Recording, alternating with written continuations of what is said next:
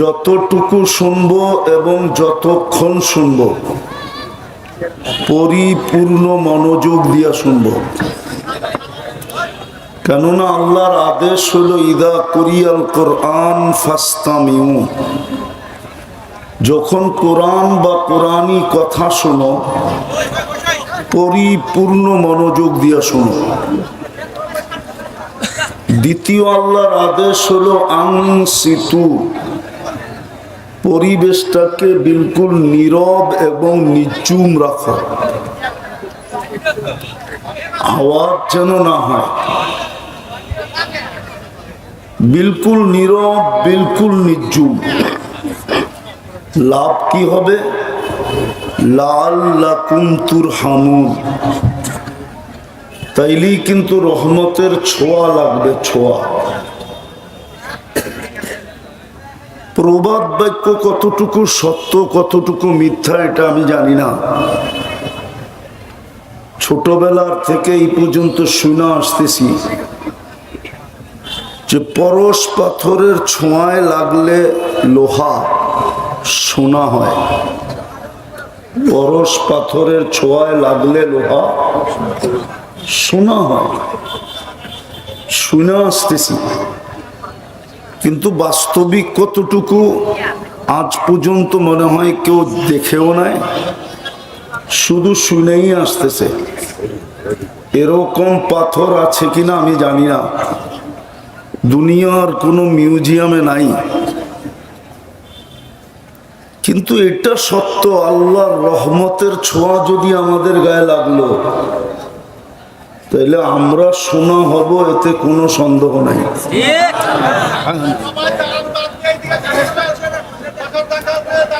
আওয়াজ না, আওয়াজ না, আওয়াজ না, কেননা শয়তান আমাদেরকে রহমতের ছোঁয়া লাগতে দিবে না।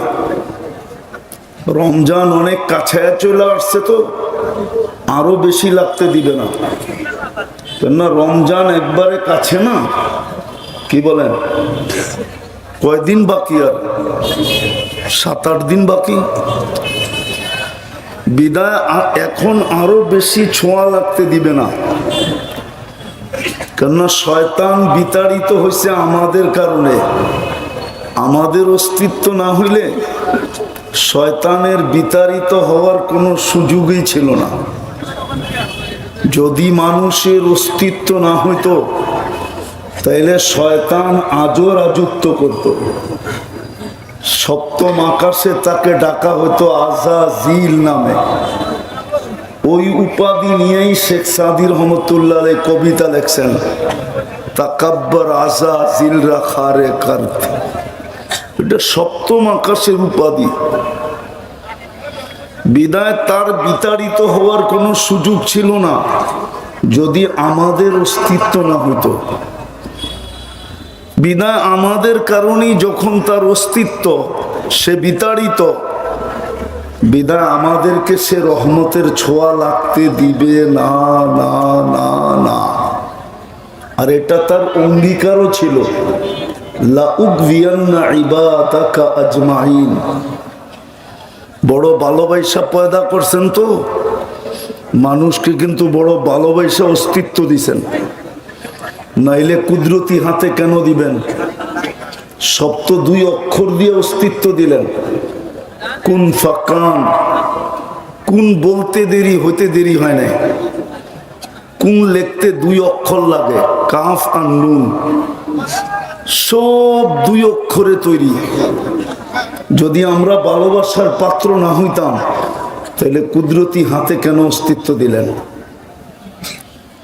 সমগ্র সৃষ্টি অস্তিত্ব দিছেন মাত্র 6 দিনে। ভালোবাসার পাত্র যদি না হইতাম তাহলে আমাদেরকে 10 মাস সময় নিলেন কেন? যুক্তিসঙ্গত না হলে বললেন, ধ্যান দিলে বুঝে আসবে, মনোযোগ দিলে, নাইলে বুঝে আসবে না। সময়টা কেটে যাবে, প্রোগ্রামটা হয়ে যাবে, কিন্তু বললাম না রহমতের ছোঁয়া লাগবে না। আমি নিয়ে যাব রহমতের ছোঁয়া লাগলে কি হয়। আর আমার সুর তো নাই, এই জন্য আমার কথা ধ্যান দিয়ে শুনতে হবে। ভালোবাসেন তো 4 জনকে ভালোবাসা হয়ে যাবে। আমি প্রমাণ দিয়ে বলবো, প্রমাণ দিয়া। যদি আপনি দারুল উলুম দেওবন্দকে আর ওলামায়ে দেওবন্দকে যদি আপনি মনে প্রাণে জান দিয়া ভালোবাসেন তো কয়জনের ভালোবাসা হবে? কয়জনের? কয়জনের ভালোবাসা হবে? আওয়াজ না, আওয়াজ না, কয়জনের ভালোবাসা হবে? হুজুর বসেন, বসেন। 4 জনের ভালোবাসা হবে। 4 জনকে, আবু বকর, ওমর, ওসমান, আলী। কেননা আল্লাহ দারুল উলুম দেওবন্দকে বানাইছেন এই 4 জনের সন্তান দিয়া। কয়জনের? কয়জনের? ভালো মতে মনে রাখেন, কিন্তু মনে হয় জীবনে প্রথমই শুনবেন। আমি ইয়াংদেরকে বলতেছি, ভালো মতে মনে রাখেন। 4 জনকে দিয়া কি বানাইছে? দারুল উলুম, দারুল উলুম দেওবন্দ। কাসেম নানতুবি রহমতুল্লাহ আলাইহি হলেন আবু বকর রাদিয়াল্লাহু তাআলা আনহুর সন্তান। কে? কাসেম। উনি আবু বকর সিদ্দিক রাদিয়াল্লাহু তাআলা আনহুর সন্তান, আবু বকরি। চলেন আটটু উপরে নিয়ে যাই। শাহ ওলিউল্লাহ মুহাদ্দিসে দেহলভী রহমতুল্লাহ আলাইহি আবু বকর রাদিয়াল্লাহু তাআলা আনহুর সন্তান। পাইছেন তো একজন? আরে পান নাই? কাসেম নানতুবি রহমতুল্লাহ আলাইহি কার সন্তান? আবু বকর সিদ্দিক রাদিয়াল্লাহু তাআলা আনহুর সন্তান। আবু বকর সিদ্দিক রাদিয়াল্লাহু তাআলা আনহুর সন্তান। তো দারুল উলুম দেওবন্দ যারা বানাইছেন 4 জনের সন্তান দিয়া দারুল উলুম দেওবন্দ কি গঠিত। বিজয় যে দারুল উলুম দেওবন্দকে ভালোবাসবে সে কয়জন রে বসলো? কয়জন রে? 4 জনকে ভালোবাসলো। চলেন শাহ ওলিউল্লাহ মুহাদ্দিসে দেহলভী রহমতুল্লাহ আলাইহি থেকে আসি। শাহ ওলিউল্লাহ মুহাদ্দিসে দেহলভী রহমতুল্লাহ আলাইহি উনি হইলেন বকরি খানদানের, আবু বকর সিদ্দিক রাদিয়াল্লাহু তাআলা আনহুর খানদানের।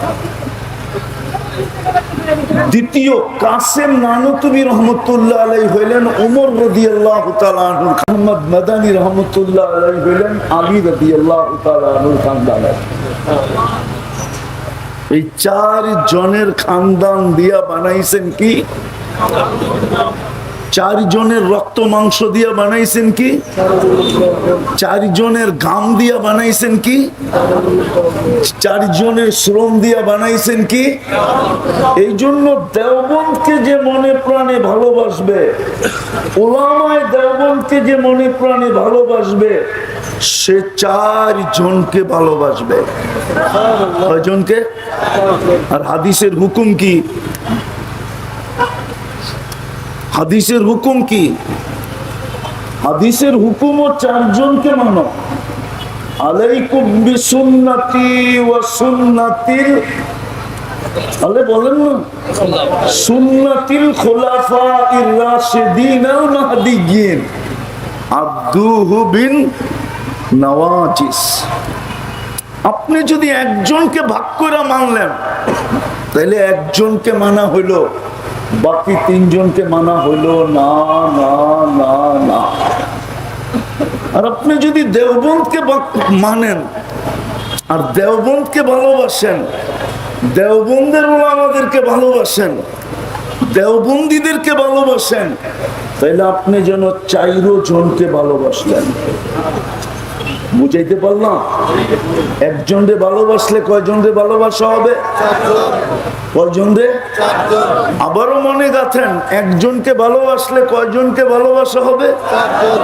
সেই একজনকে দারুল উলুম উলামায়ে দেওবন্দ, দারুল উলুম দেওবন্দ উলামায়ে দেওবন্দ। আমি মনে হয় বুঝাইতে পারি না, ওয়াজাহাত আপনাদেরকে বুঝাইতে পারি না। একজনকে ভালোবাসেন। কথা অনেক দূর চলে গেল।